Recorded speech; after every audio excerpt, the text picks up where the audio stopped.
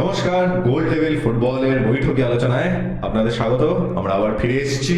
এবারে কিন্তু আমরা তিন মূর্তি একসাথে।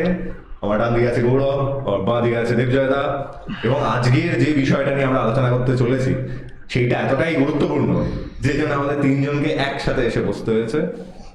যদিও ভারতীয় ফুটবলের এই চ্যানেল আমাদের পডকাস্টের চ্যানেল, কিন্তু ভারতীয় ফুটবল কি সেরকম আশা দেখাচ্ছে? মনে হয় দেখাচ্ছে না। তার কারণ রিসেন্ট রেজাল্টস যা বলছে তাতে ভারতীয় ফুটবল কিন্তু একেবারেই ঠিক দিকে যাচ্ছে না। রিসেন্টলি গতকাল আমরা দেখেছি কাতারের কাছে, একটা সেকেন্ড স্ট্রিং কাতারের কাছে কিন্তু ভারত 2-1 গোলে পরাস্ত হয়েছে, এবং ফোর্থ বা ফিফথ স্ট্রিংও বলা যায়, আন্ডার 23 একটা টিম ছিল, তাদের কাছে হেরে এই পর্বের ওয়ার্ল্ড কাপ কোয়ালিফায়ার থেকে ভারতীয় টিম, সুনীল ছেত্রী বিহীন ভারতীয় টিম বিদায় নিল। আমি প্রথমে আসবো গৌরবের কাছে। এই যে বিদায় যে নিল, সুনীল ছেত্রীকে কি আমরা মিস করলাম প্রথম এই ম্যাচটায়? এই ম্যাচটায় আসলে সুনীল ছেত্রীকে নিয়ে কথা বলার কোনো প্রয়োজনই নেই এই ম্যাচটা, আমার মনে হয়। কারণ সুনীল ছেত্রী নিজের গোটা সার্ভিস একটা ন্যাশনাল টিমের জন্য যা দেওয়া সম্ভব নিজের সর্বস্ব উজাড় করে 38 বছর বয়সে একটা মানুষ রিটায়ার করেছে, এবং তার যাওয়ার পরের দিনই তার অবশ্যই তার একটা ভয়েড তৈরি হবে, সেটা ফিল করব, সব ঠিক আছে। কিন্তু গতকালের ম্যাচটা নিয়ে সুনীল ছেত্রী আসল পয়েন্টই নয়। পয়েন্ট অফ ফোকাস হওয়া উচিত আমাদের প্রথম কথা, যেটা ভারতীয় টিমকে ক্রিটিসাইজ করার আগে, সেটা হচ্ছে রেফারিং। সে রেফারিং নিয়ে আমরা ডিটেলে কথা বলবো। রেফারিং এরকম ডিসিশন একটা ওয়ার্ল্ড কাপ কোয়ালিফায়ারে এশিয়ান ফুটবলের লেভেলে একটা ইন্টারন্যাশনাল রেফারি করছে, ভাবাই যায় না। এটা অবিশ্বাস্য একটা ডিসিশন, এবং এই ডিসিশনকে যতটা কড়া ভাষায় নিন্দা করা যায় সেটাই কম। দেবজাদা, তুমি কি এগ্রি করবে গৌরবের সাথে যে সুনীল ছেত্রীর অ্যাবসেন্সের থেকেও বড় হয়ে দাঁড়ালো এই একটা অতি নাটকীয় একটা মিস্টেক রেফারির? হ্যাঁ, একেবারেই। মানে দেখো, ভারতের খেলা যেরকমই হোক 1-0 ভারত এগিয়েছিল। সেকেন্ড গোলটা হতেই পারতো, ওই গোলটা না করলে কাতার আরও ফ্রাস্ট্রেটেড হয়ে একটাও গোল করতে পারতো না। এটা ফুটবলে আমরা বারবার দেখেছি, যত টিম গোল দিতে না পারে তত বেশি ফ্রাস্ট্রেটেড হয়ে যায়। সেটা হতেই পারতো। একটা বল 4 হাত বাইরে চলে গেছে মাঠে, সেখান থেকে টেনে নিয়ে গোলে পুড়ে দিচ্ছে।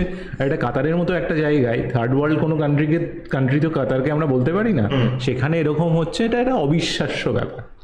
কিন্তু আমার এখানে একটা বক্তব্য আছে, সেটা হলো যে ঠিক আছে, রেফারি, আমাদের ভিআর নেই, রেফারির সাহায্য করার মতো কিছু নেই।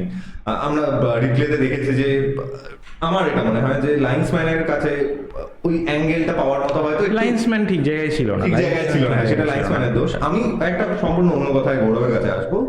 রেফারি তো বোধহয় বড় ভুল এই টুর্নামেন্ট, মানে এই কোয়ালিফায়ার রাউন্ডে বড় ভুল কিন্তু এই প্রথম ভারতের এগেনস্টে। কিন্তু বাকি ম্যাচগুলো কি? আফগানিস্তানের এগেনস্টে হোম অ্যাওয়ে ম্যাচের কি? তুই উত্তর দিবি, তার আগে আমি তোর কাছে, যেহেতু তুই গোলকিপার, গোলে খেলিস, রেফারিকে বলার আগে কিন্তু গুরপ্রীত কি পারতো না বলটাকে ধরে নিতে? এবার এটাতে আমি আসি। রেফারি জানতে চাইছি যেটা এক কথা, সেটা হলো যে কোথায় কোথায় হলো, কোথায় হচ্ছে? রেফারির কথাটা আমি প্রথমেই বলে নিলাম, কারণ ওটা হচ্ছে এলিফ্যান্ট ইন দ্য রুম, সেটাকে আমরা অ্যাড্রেস করে নিলাম। কিন্তু সেইটা অ্যাড্রেস করার পর এবার আসল কথাগুলোয় আসতে হবে। কুয়েত এবং আফগানিস্তান দুটো টিমই ইন্ডিয়ার থেকে র্যাঙ্কিংয়ে অনেকটা পিছনে। দুটো টিমের সাথে ইন্ডিয়া 4টে ম্যাচ ছিল, সেই 4 ম্যাচ থেকে ইন্ডিয়া 5 পয়েন্ট তুলেছে। সেই 4 ম্যাচ থেকে ইন্ডিয়া যদি 5-এর জায়গায় 8 পয়েন্ট তুলতে পারতো, তাহলেই কিন্তু ইজিলি পরের রাউন্ডে 7 পয়েন্ট তুললেও যায় গোল ডিফারেন্সে, আর 2 পয়েন্ট অন্তত তুলতে হতো। র্যাঙ্কিংয়ে এত পিছনে থাকা দুটো দলের বিরুদ্ধে যদি 4 ম্যাচ খেলে মোটে 5 পয়েন্ট তোলে কোনো টিম, বিশেষ করে আফগানিস্তানের সাথে যদি আমরা 2 ম্যাচে 1 পয়েন্ট তুলি, আমার মনে হয় না এই ফুটবল খেলে এই ধরনের পারফরমেন্সে আমাদের পরের রাউন্ডে যাওয়ার কোনো যোগ্যতা আছে। এর সাথে অবশ্যই আমি যেটা তুই জিজ্ঞেস করলি, প্রধানত গুরপ্রীত সিংয়ের গোলকিপিং অত্যন্ত হতাশাজনক। আফগানিস্তানের সাথে আমার মত একমাত্র গুরপ্রীতের জন্য আমরা হেরেছি, যে ধরনের পারফরমেন্সও করেছে। এবং গতকাল বলটা পিছনে চলে গেছে, বাইরে চলে গেছে, সব কিছু ডিবেটের আগে একজন ইন্টারন্যাশনাল গোলকিপার, ভারতের 1 নম্বর গোলকিপার, তার ডু অর ডাই ম্যাচ, তার হাত থেকে ওই বলটা ফসকাবে কেন? হাত থেকে বলটা ফসকানোর পর গোটা ডিফেন্স দাঁড়িয়ে গেল, গুরপ্রীত জানে না বল কোথায়, হি হ্যাজ নো ক্লু। এতটা ক্লুলেস একজন গোলকিপার কী করে হতে পারে, তার কোনো উত্তর কোনো সদুত্তর আমি এখনো পর্যন্ত পাচ্ছি না। দেবজয়দা, গৌরব যেটা বলছে, মানে গৌরব, আমি জানি যে গুরপ্রীতকে আজকে আমরা বলছি, কিন্তু শুধুমাত্র গুরপ্রীতের উপরে তো এই হতাশাটা নয়। গুরপ্রীত আমার মনে হয় যে গোটা টিমের প্রতি আমাদের যে হতাশাটা, সেটার একটা কেন্দ্রবিন্দু হয়ে উঠেছে। তোমার কি মনে হয় যে এই যে এই ল্যাকলাস্টার পারফরমেন্স, এটা রেসপন্সিবিলিটি কাকে নিতে হবে? মানে প্লেয়ারদেরকে নিতে হবে, না ম্যানেজারকে নিতে হবে, কে নেবে এটা রেসপন্সিবিলিটি? দেখো, আমি প্রাথমিকভাবে দায়ী করব কোচকে, প্রাথমিকভাবে। কারণ একটা ফুটবল টিম নিয়ে ফার্স্ট 11-এ কে খেলবে, কে কোথায় খেলবে, কোন পজিশনে খেলবে, সেটা তো ঠিক করছে কোচ। সেটাতেই তো প্রত্যেক ম্যাচে আমরা দেখেছি গলদ, প্রত্যেক ম্যাচেই আমরা দেখেছি। কালকে বিক্রম প্রতাপ সিং ফিট আছে, সে অ্যাভেলেবেল আছে, সেখানে রহিম আলী আগে খেলছে বিক্রম প্রতাপ সিংয়ের। বিক্রম প্রতাপ সিংয়ের তোমার মনে থাকবে 84 মিনিটের মাথায় বিক্রম প্রতাপ সিংয়ের থেকে যে অ্যাটাকটা শুরু হলো, অনবদ্য ফুটবল। বিক্রম প্রতাপ সিং, সাহাল, ছাংতে সবাই ইনভলভ ছিল যে অ্যাটাকিংটাই। ফার্স্ট হাফে তো আমরা সেরকম কিছু দেখতেই পেলাম না। ফার্স্ট হাফে আমরা অনেক চেষ্টা করেছি গোল করা, ব্রেন্ডন ভালো খেলেছে, ছাংতে গোলটাও করেছে, সেইটা ব্রেন্ডনের পাশ থেকে ছাংতে গোল করেছে। আর পুরো ওয়ার্ল্ড কাপ কোয়ালিফায়ার্সে আমরা যদি দেখি, গুরপ্রীত একটা ম্যাচে ভালো খেলেছে, সেটা হচ্ছে আগের দিন কলকাতাতে কুয়েতের সাথে। অমরিন্দার একটা ম্যাচে খেলেছে, যেটাতে গুরপ্রীতের আসলে খেলার কথা ছিল, কাতারের সাথে আমাদের হোম ম্যাচটাতে। সেখানে দেখলাম আমরা হঠাৎ করে অমরিন্দারকে খেলানো হলো, সেখানে অমরিন্দার বাজে খেলেছে। যেখানে আমরা, তুমি যদি দেখো লাস্ট 20 বছরে কিন্তু ভারতের গোলকিপিং পজিশনটা অনেক সিকিউর ছিল। সবসময় আমরা দেখেছি ভালো গোলকিপিং, ভালো গোলকিপার সুব্রত পাল দীর্ঘদিন ধরে দারুণ করেছে। গুরপ্রীতের প্রথম দিকে অসাধারণ পারফরমেন্স, এই কাতারের ম্যাচ আমরা এখনো ভুলি না, যেটা আমরা ওদের হোমে গিয়ে করেছিলাম, ওদের সাথে ড্র করেছিলাম 4 বছর আগে 2019-এ। কিন্তু এখানে প্রাথমিকভাবে আমি ম্যানেজারকে দায়ী করছি। তারপরে তো প্লেয়ার ওয়াইজ তুমি যদি দেখো, কিছু কিছু প্লেয়ারের নাম উঠে আসবেই, যেখানে আমরা দেখছি দিনের পর দিন অনিরুদ্ধ থাপার মতো প্লেয়ার সুযোগ পাচ্ছে, বা আরও অন্যান্য অনেকজন প্লেয়ার যাদের কাছ থেকে হয়তো ম্যানেজমেন্ট আরও অনেক বেশি। সাহালের নাম আসবে, মানভীরের নাম আমি বলবো, কারণ মানভীর যে মানে খেলে, ওর খেলা দীর্ঘদিন ধরে রোজই আমরা দেখি। মানভীরের খেলা মানে পারফরমেন্স কিন্তু এশিয়ান কাপ থেকেই বেশ হতাশাজনক। আমি তোর কাছে আসবে, তোরও কি একই মত যে প্রথমত দায় নিতে হবে কোচকে, এবং তারপরে কিছুটা জবাবদিহি করতে হবে প্লেয়ারদেরও? প্লেয়ারদের জবাবদিহি তো করতেই হবে, তবে আমি 100% সহমত দেবজয়দার সাথে। কারণ ফুটবল ম্যানেজারের খেলা, ক্রিকেট যেমন প্লেয়ারদের খেলা, ফুটবল ম্যানেজারের খেলা। ম্যানেজার যেভাবে টিম সাজাবেন, টিমের যেভাবে উনি স্ট্র্যাটেজি তৈরি করবেন, প্লেয়াররা সেইভাবেই খেলবে। এবং ইগর স্টিমাচ, এখানে আমি ইগর স্টিমাচের ব্যাপারে একটু আমরা মনে হয় ডিটেলে কথা বলা এবার আমাদের, কারণ যেরকম প্রথমে একটা এলিফ্যান্ট ইন দ্য রুম আমরা অ্যাড্রেস করলাম, ইগর স্টিমাচ একটা বড় এলিফ্যান্ট হয়ে গেছে রুমের মধ্যে, সাদা হাতি। যদি ভারতীয় ফুটবলকে আমরা একটা রুম ধরি, তাহলে তার সাদা হাতি হচ্ছে ইগর স্টিমাচ। এবং সেই ইগর স্টিমাচকে এইবার বোধহয় মানে খেদিয়ে দেওয়ার সময় হয়েছে। দেখো, পরিষ্কার একটা কথা, সেটা হচ্ছে সাপোর্টাররা কিন্তু দীর্ঘদিন ধরে, আমরা লাস্ট কয়েক বছরে দেখেছি ভারতীয় ফুটবলে, যেটা আমরা সুনীল ছেত্রীর বিদায় ভিডিওতে আমরা আলোচনা করছিলাম, অপূর্ব সমর্থন পেয়ে আসছে ভারত প্রত্যেকটা খেলাতে। সাপোর্টারদের যখন তুমি না আর অ্যাওয়ে ম্যাচেও ইন্ডিয়া সাপোর্টার বেশি দেখা যাচ্ছে, কাতারে খেলা হচ্ছে যেখানে, সেখানে যখন প্রাইমারি সাপোর্ট গ্রুপ রোজ পোস্ট করছে যে ইগর স্টিমাচ এবার আপনি বিদায় নিন, তাহলে জানতে হবে যে কোথাও একটা গন্ডগোল তো হচ্ছেই।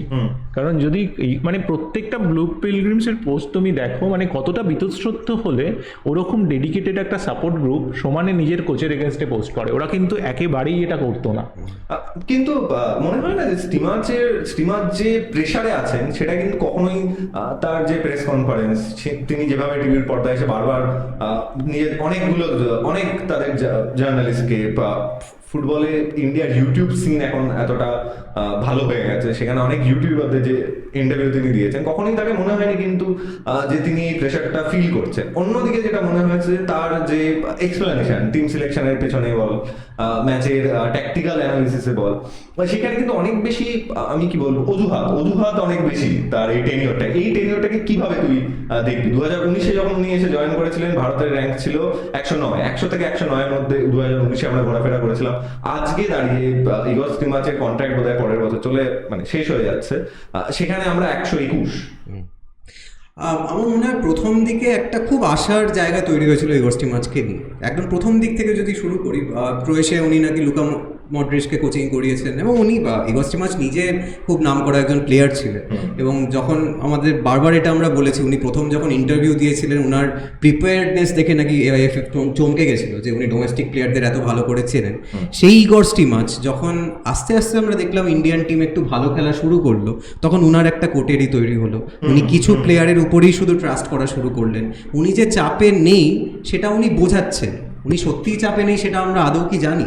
উনি চাপে যদি সত্যি না থাকেন তাহলে ইগো স্টিমাচের সাথে সাথে আমাদের এআইএফএফকেও প্রশ্ন করা উচিত যে সেই চাপটা উনি ফিল করছেন না কেন। দিনের পর দিন আমরা গত 1-1.5 বছরে তো কোনো পারফরমেন্সই দেখিনি ইন্ডিয়ান টিমের। জবের থেকে সুনীল ছেত্রী গোল করা, একটু গোলের একটা ড্রট এসছে, একটা খরা শুরু হয়েছে, তারপর থেকে গোল করার কেউ নেই। টিম কিন্তু হলো যে সুনীল ছেত্রী, ইফ নট সুনীল ছেত্রী দেন হু। হ্যাঁ, এবার একটা সেদিকে চেষ্টা হয়েছে। তো ইফ নট সুনীল ছেত্রী দেন হু, সেটার উত্তর তো আমরা দেবো না, সেটার উত্তর তো কোচ দেবে, সেটার উত্তর ম্যানেজমেন্ট দেবে, এআইএফএফ দেবে, সব থেকে বড় কথা টিমের ম্যানেজার দেবে। টিমের কোচ যদি সেটা এসে বারবার প্রেস কনফারেন্সে জিজ্ঞেস করা হলেই উনি উল্টে সমস্ত সাংবাদিকদের জিজ্ঞেস করছেন আপনারা বলুন কে, তাহলে আমরাই কোচিং করে।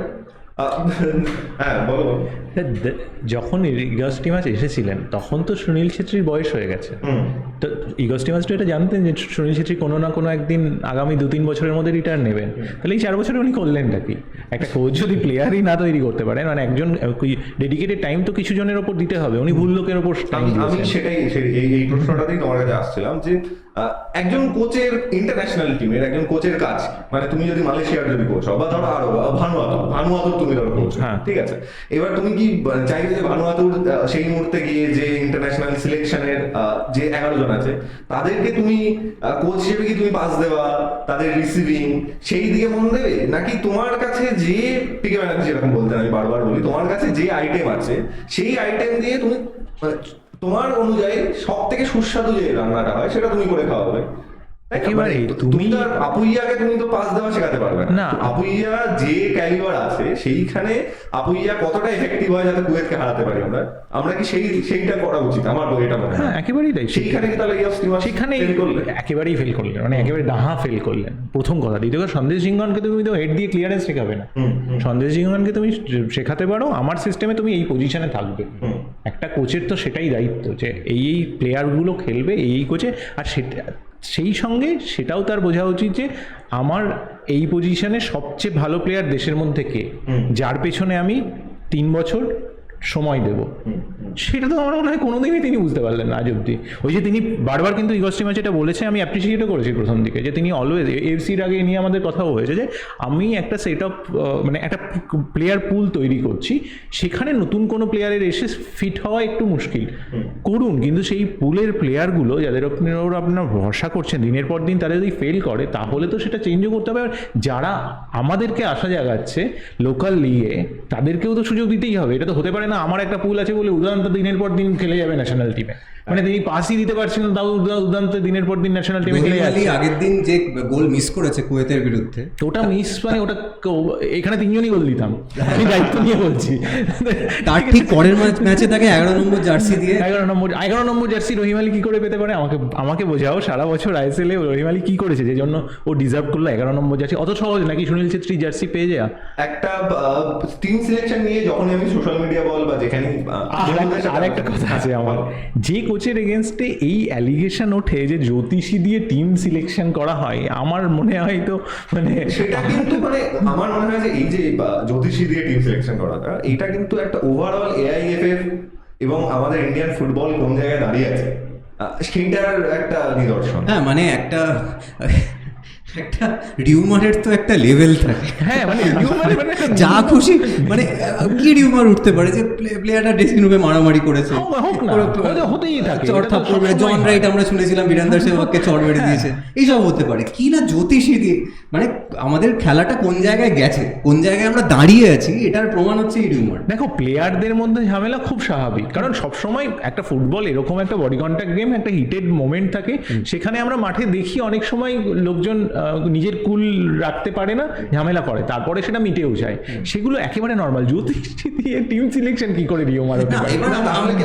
আমার একটা কথা আছে, আমার মনে হয় এখানে কিছু কঠিন এবং মানে যেগুলো বিলো দ্য সারফেস প্রশ্ন আমাদের করা উচিত এই জায়গায়। হ্যাঁ মানে হ্যাঁ আর কবে? আর হ্যাঁ, যেখানে প্রশ্নগুলো এই জায়গায় যে তাহলে এই যে ইগর স্টিমাচ কোটেরই তৈরি করতে পারবো, তার পিছনে কারা কারা ছিল?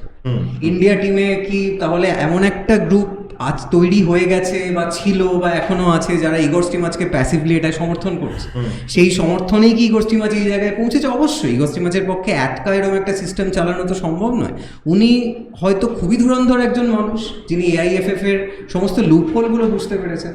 এবং আমার তো মনে হয়েছে যে ইন্ডিয়ান মিডিয়া সেটার লুপহোলটা কিন্তু ইয়র্স দেওয়া সব থেকে ভালো এক্সপ্লয়েট করেছে। দেবজয়ের কাছে আমি জিজ্ঞেস করবো, যেটা তোমরা আলোচনা করছিলে, আমি একদম টু দ্য পয়েন্ট সেখানে আসতে চাই। সেটা হলো যে টিম সিলেকশন নিয়ে প্রচন্ড একটা কি বলবো, লোকজনের মধ্যে একটা ক্ষোভ আমি দেখতে পাই যখন সোশ্যাল মিডিয়াতে যাই বা বন্ধুদের সাথে আলোচনা করি ইন্ডিয়ান টিম খেলা নিয়ে। টিম সিলেকশনটা কি মানে ইগর স্টিমাচ, হ্যাঁ ঠিক আছে, সাউথগেটে নাও এই একই কথা ওঠে যে তুমি এরকম ঠিক ভালো প্লেয়ার নিচ্ছ না, কিন্তু সেখানেও আমরা সাউথগেটকে দেখছি ও কিন্তু র্যাশফোর্ডকে বাদ দিয়ে দিয়েছে। ইগর স্টিমাচ কিন্তু এই সাহসী ডিসিশনটা বোধহয় আর মানে সেই টেনিওরে নিতে পারলেন না নাকি? কার এগেনস্টে ডিসিশন নিতে হচ্ছে যে সাহসী ডিসিশন নিতে হবে? আমরা তো কখনো তো আগের ম্যাচ অব্দি বলিনি সুনীল ছেত্রীকে বসাতে হবে বা সঞ্জয় সিংহানকে বসাতে হবে। যেগুলো লোকজন বলে আসছে সেগুলো তো জাস্টিফাইড। আমরা কোনো লেজেন্ড বা কোনো সিনিয়র প্লেয়ারদের এগেনস্টে তো বসানোর এগেনস্টে কেউ কোনো সোশ্যাল মিডিয়াতে কিন্তু কথা হয়নি। সাহসী ডিসিশন নিতে হবে যারা খেলতে পারছে না তাদের এগেনস্টে, সেটা অসুবিধা একজন সিনিয়র, আজকে আমরা সুব্রত পালকে বাদ পড়ে যেতে দেখেছি, সেখানে আমি জানি না গুরপ্রীত সিং সিন্ধু হয়তো তোমার কথার বিরুদ্ধে এটা বলা হতে পারে যে একটা লেজেন্ডারি প্লেয়ার যার এগেনস্টে আমরা বসানোর কথা, কিন্তু পারফরমেন্স কিন্তু যখন দিনের তার পর কাছে দিন। তার থেকে বেটার গোলকিপার যখন দেশে আমরা দেখতে পাচ্ছি তখন তো এটা হতে একজন নয়, পারে না, একাধিক। একাধিক। তারা সুযোগই পাচ্ছে না, এমন না যে তারা সুযোগ পাচ্ছে, খারাপ খেলছে আবার গুরপ্রীত খেলা আমার হচ্ছে, সবচেয়ে এরকম হাস্যকর লেগেছে যে তোমার দেশের সেরা গোলকিপার জাস্ট 2 সপ্তাহ আগে হলো ফুটবল আছেন, হ্যাঁ সে তোমার টিমে নেই। না, এটা কি সে করে? গোটা দেশের টপ 3 জন গোলকিপারে আসছে। গোলকিপারে আসছে না, তার মানে হয় ওদিকে ভুল না এদিকে ভুল। আর না হলে আমরা ভুল, আমরাই কিছু বুঝি না। না, আমরা তো এতদিন ধরে চুপ করেছিলাম। আমি একটা জায়গায় তোমাদের দুজনেরই মানে আমার এটা বারবারই মনে হয়েছে, যেটা আমি খুব সত্যি কথা বলতে ইন্ডিয়ান ফুটবল সিনে অনেক পরে ঢুকেছি, খোঁজ খবর রাখতে অনেক দেরি করে শুরু করেছি, যেটা কিনা মানে প্রমাণ করে এটা যে ইগর স্টিমাচ মাঝে মাঝেই এটা বলে থাকে যে সাপোর্টার নেই, শুরুতে অন্তত বলতেন সাপোর্টার নেই। এখন কিন্তু ইন্ডিয়ান ফুটবল সিন ওরকম নয়। ইন্ডিয়ার ক্রিকেটের পরে কিন্তু সব থেকে পপুলার স্পোর্টস হলো ফুটবল। না একেবারেই 60,000 লোক দেখতে এলো তো আগের দিন কলকাতায়। কলকাতায় আমরা এক মাসে 3-4 বার আর অত উৎসাহ, ওরকম ভাবে টিফো আসছে একের পর এক। উনি তো বেঁচে গেলেন কারণ ওটা সুনীল ছেত্রীর লাস্ট ম্যাচ ছিল। স্টিগর গো ব্যাক স্লোগান যে ওঠেনি ওই দিন মাঠে, ওটা স্টিমাচের ভাগ্য ভালো। যুব ভারতীতে কালচার উনি সেদিন বুঝে যেতেন। উনি সুনীল ছেত্রী ওনাকে বাঁচিয়ে দিয়েছেন সেই দিন। যদি সুনীলের ওটা লাস্ট ম্যাচ না হতো উনি বুঝে যেতেন যে যুব ভারতীর ক্রাউড কাকে বলে। আমি একটা আসলে এটা দিয়ে আমি একটা অন্য প্রশ্নে আসতে চাইছিলাম, মানে প্রচন্ড আগে একটা অবস্থা। আমি কালকে রাত্রি থেকে এদের দুজনকে মানে বসিয়ে রেখে যাচ্ছি, প্লিজ তোমরা এখন চিৎকার চেঁচামেচি এটা বললো না, কালকে আমি তোমাদের সময় দেবো। যেটা আমি জানতে চাইছি তাহলে এই যে সাফ কাপ, এই যে ইন্টারকন্টিনেন্টাল কাপ, ঠিক আছে, আমি বলছি না এগুলো কোনো অ্যাচিভমেন্ট না, মানে কমিউনিটি শিল্ড ছিল জিতবে না, জিতবে, কিন্তু মানে কমিউনিটি শিল্ড নিয়ে নিশ্চয়ই ম্যানচেস্টার সিটি জেতার পরে ম্যানচেস্টার প্যারেড করবে না। আমার মনে হয় যে এই যে মাইনর কাপ যেগুলো সাফ বা ইন্টারকন্টিনেন্টাল কাপের মতো, সেইগুলোকে গ্লোরিফাই করাটা কি এবার একটু বন্ধ করা উচিত? অবশ্যই 100%। আমি আজকে হতে পারে পিএইচডি করেছি, করে এবার আমি একটা মাধ্যমিক পরীক্ষা দিলাম, একটা উচ্চ মাধ্যমিক পরীক্ষা দিলাম, আমার সাবজেক্টে গ্র্যাজুয়েশন পরীক্ষা দিলাম, তিনটেতেই ফার্স্ট হলাম। করে এবার আমি লাফাতে শুরু করলাম যে আমি দেখো কত বড় স্টুডেন্ট, অথচ আমার পিএইচডি থিসিসটা আমি কমপ্লিট করতে পারছি না 14 বছর হয়ে। ব্যাপারটা সেরকম হয়ে গেল, কারণ সাফ কাপ, ইন্টারকন্টিনেন্টাল কাপ, এই মানে সাফ চ্যাম্পিয়নশিপ তো ইন্ডিয়া কতবার 12-14 বার জিতেছে, সব থেকে বেশি হয়তো ইন্ডিয়া জিতেছে।